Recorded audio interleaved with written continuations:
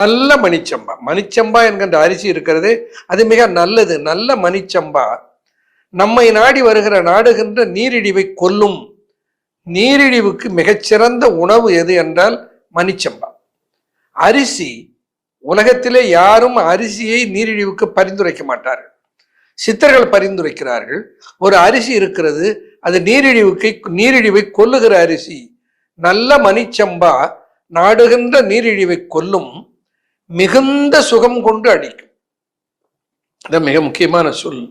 நீரிழிவினால் diabetic இம்பார்ட்டன்சி என்று சொல்லுகிற நீரிழிவு ஆண்மை இழப்பு வரும். அந்த நீரிழிவு ஆண்மை இழப்பையே சரி செய்கிற ஆற்றல் மிகுந்த சுகம் கொண்டு அளிக்கும். நீ மிகுந்த சுகம், தலைமை சுகம்.